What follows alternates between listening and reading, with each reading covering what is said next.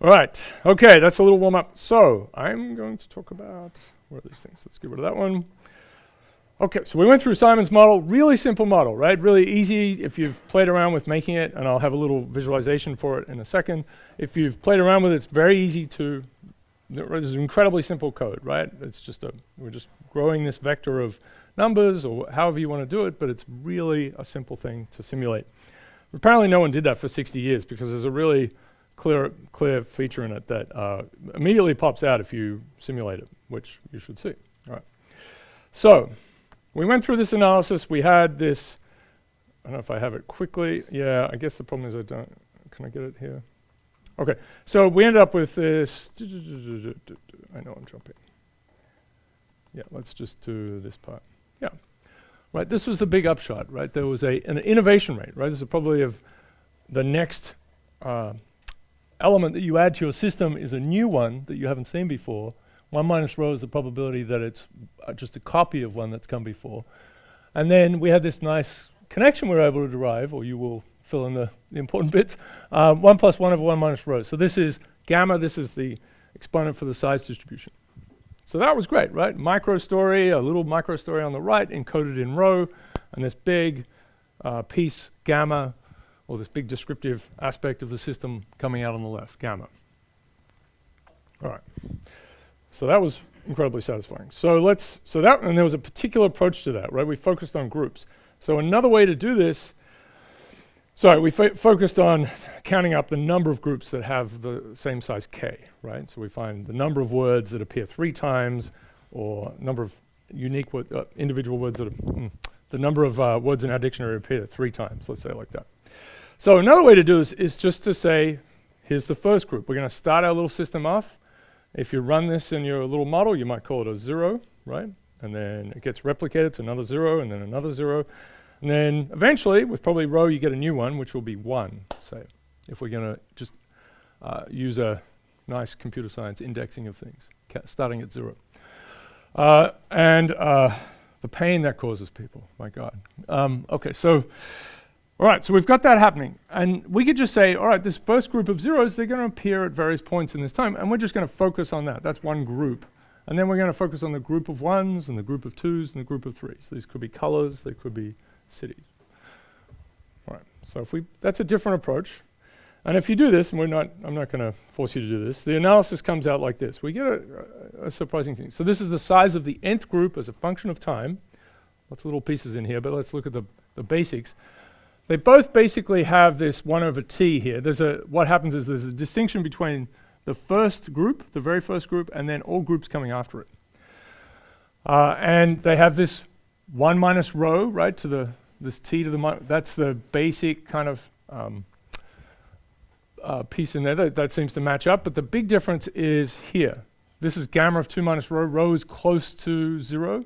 So this will be gamma of 2, and that's 1 factorial. You don't have to worry about it too much, but that's basically very close to 1.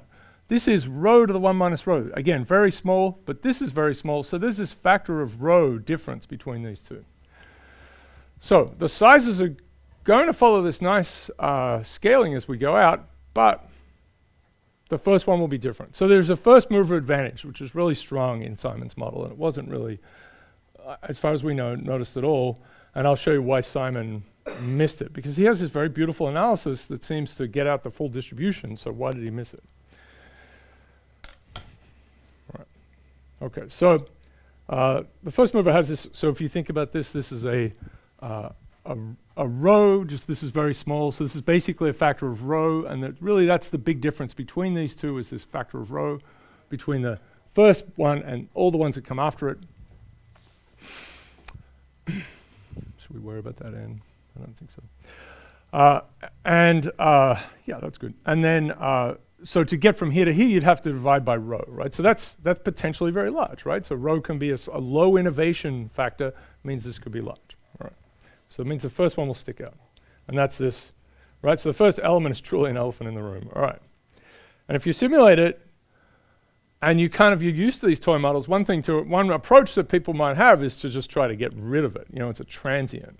People do this all the time. It's like, it's just some stuff happening at the start. Maybe I'll start off with 100 of them, or 3, I'll do something else. This is just something that's wrong with but it's actually a real feature of the model. And it's an important one. And first mover advantage is a nice concept and important concept.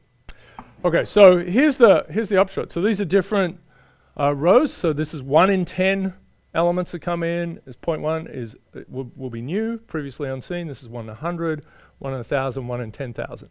And so this is the size of the first group in that case. This is the size of the first group in that case, and here are the next groups, right? And then so on and so on, right? So there's a factor of 10, it's 10,000 bigger than you would think. It's really hard to miss when you make a simulation like this. This was done by, so these particular simulations, and I'll bring them up in a second, are by Fletcher Hazelhurst, who was an undergrad here, did some really cool things. Did some really beautiful work on the historical thesaurus, and we can't quite get the license right from Oxford at the moment, but hopefully we'll get that out. Evolution of words and meaning over 1,000 years. So this is the zip distribution here, right? So this is, you can see the top one stepping up. It's off a little bit. There's just a small factor here. And this is the power law size distribution. So these things, as we know, are connected to each other, right? So this this corresponds to this one. You can see it's really the first mover, right? It's much bigger than expected, and again, and again. And these are orders of magnitude, right? So this is 4 orders of magnitude bigger. So it's hard to miss, right? If you ran this thing, and your first city or whatever it is in this system will be gigantic, really, really big.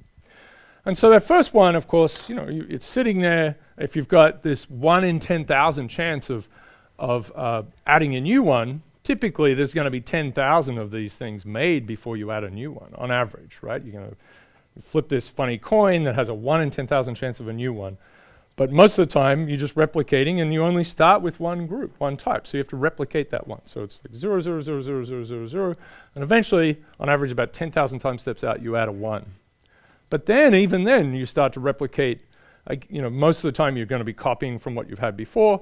And you've got this sea of zeros and a 1. And occasionally, you'll get that 1. Okay.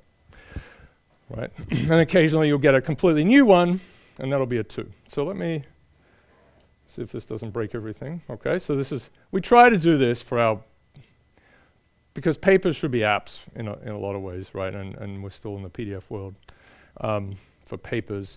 So we try to always add these online pieces. Okay, so it's got a nice little explanation thing. Andy Reagan put this on. So this is our innovation probability. You can play. It's very nice. It's a nice little explanation thing. So this is the next, pause. Okay, so restart. Okay, I don't have to do that. So let's restart. So what's going to happen is this is a 0.01. And so you can see the first one is huge, right? It's huge. And then this is the zip distribution that's popping out in real time. And so you can see we could, in the plots in the paper, we kind of drew a little penumbra around this thing to make it clear. But yeah, right? So simulating, it's always good to, look at data, simulate things, yeah. Yep. After you get the first group, then, after you get a second group, the first group then have only 1/2 chance of increasing, right? Okay, so to start with, it depends, right? So let's say you've got a 1 in 10,000 chance, right? So you make all these zeros, and then you make a 1. Yeah. These are just going to be the labels for the group. But now if you replicate from this set, you're just going to copy randomly from here. So the chance of copying a 0 is really enormously high. Yeah, if you were just choosing groups, if we're choosing from groups, there are 2 groups at this point. If you randomly choose from a group, you're right? 2 groups. But you're choosing to copy it. Yes, exactly. Really, really important. Yes. So this is the 0.11. It's probably, machine is starting to make a noise, right? Yeah. It's like it's encoding video. These were ridiculous figures. They really were, and like in the page when it opens, it has to think a lot. That was egregious. Anyway, it was a really nice simulation D3 thing, and you can see it doesn't step off as much. Okay, so not to confuse things, but it's possible, even in this like a 1 in 10,000, that you straight away get a different group.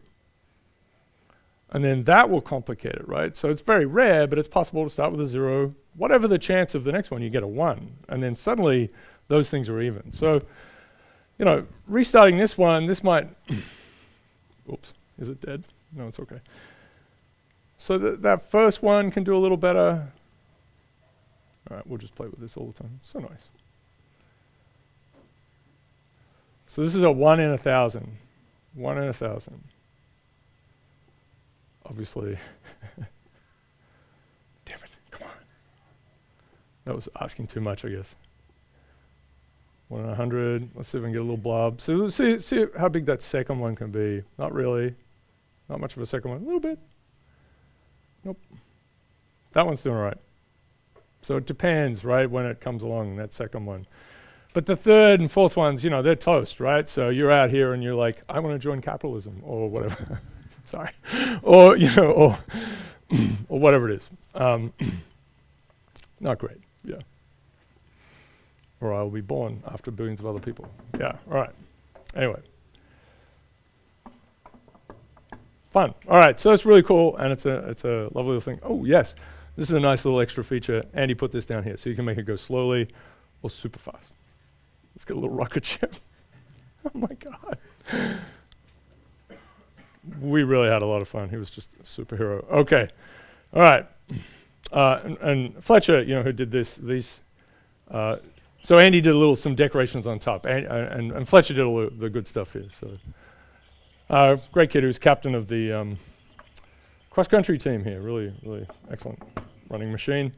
And he has an aunt who's very famous in complex systems, actually. So.